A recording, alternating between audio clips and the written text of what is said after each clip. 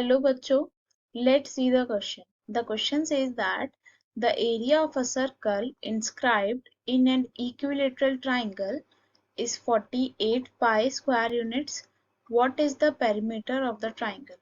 Options are 17 root 3 units, 36 units, 72 units, 48 root 3 units. Okay? तो इस question में हमें क्या दे रखा है? इस क्वेश्चन में हमें बोला है कि हमारे पास एक इक्विलेटरल ट्राइंगल है।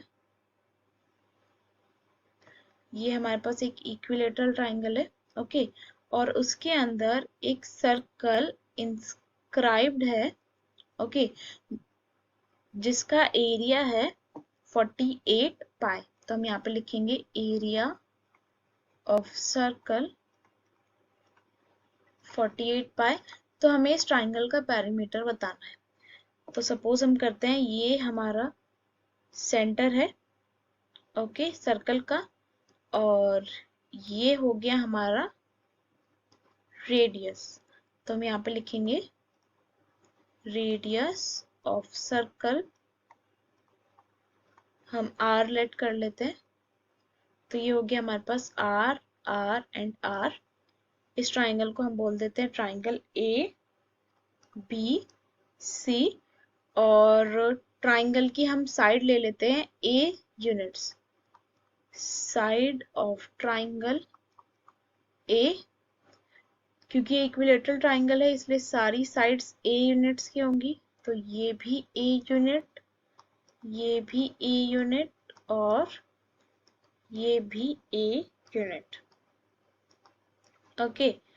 तो यहाँ पे हम की कॉन्सेप्ट यूज करेंगे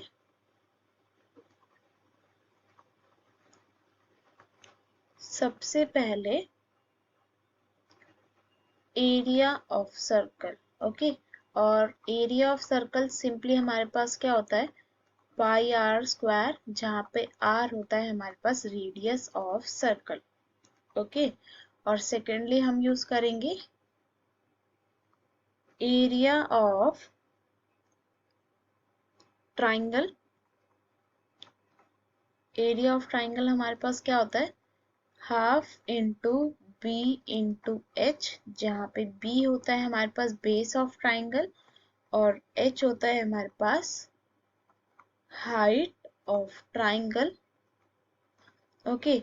और थर्ड की कॉन्सेप्ट हम यूज करेंगे पेरीमीटर ऑफ इक्विलेटरल ट्राइंगल, और पेरीमीटर ऑफ इक्विलेटरल ट्राइंगल होता है हमारे पास 3 इंटू साइड, ओके। तो ये कॉन्सेप्ट यूज करके हमें क्वेश्चन सॉल्व करेंगे।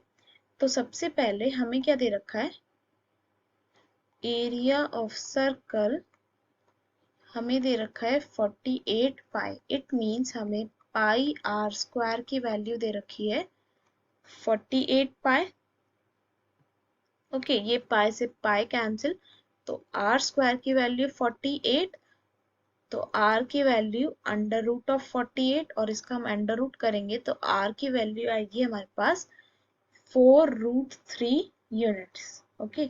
हमारे पास r की वैल्यू आ गई। अब हम ये सारे ट्राइंगल्स ज्वाइन कर लेते हैं, ओके। अब हम यहाँ पे देख सकते हैं कि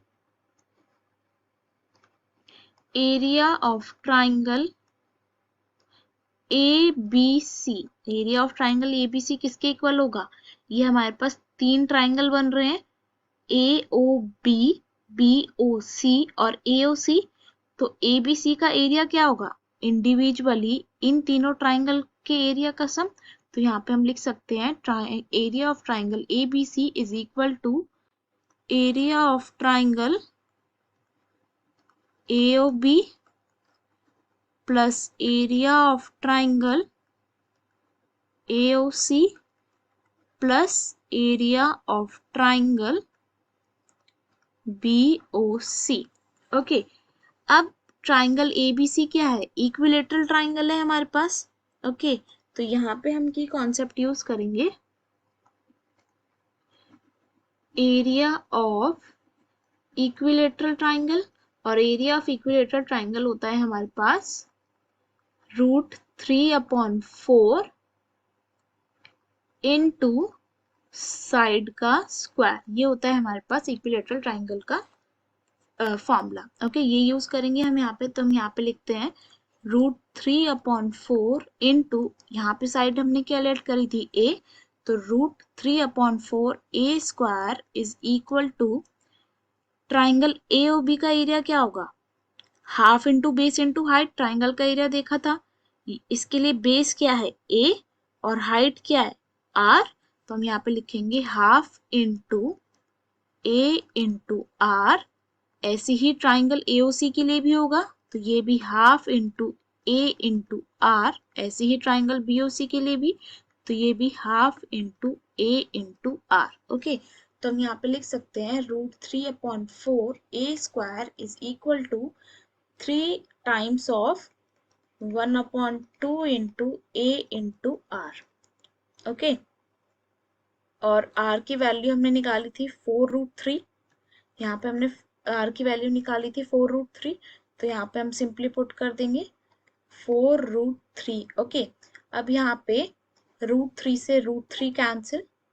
ओके, एक a की पावर से एक a कैंसिल, तो a की वैल्यू हमारे पास क्या आ गई 3 इंटू 4 इंटू 4/2, ये 4 से 2 कैंसिल, 2 से 4 कैंसिल 2 टाइम्स, तो a की वैल्यू आई है हमारे पास 6 इंटू 4 दैट इज 24 यूनिट्स। तो side of the equilateral triangle हमारे पास क्या आ गया 24 यूनिट्स। ओके, अब हमें निकालना है perimeter, perimeter of equilateral triangle.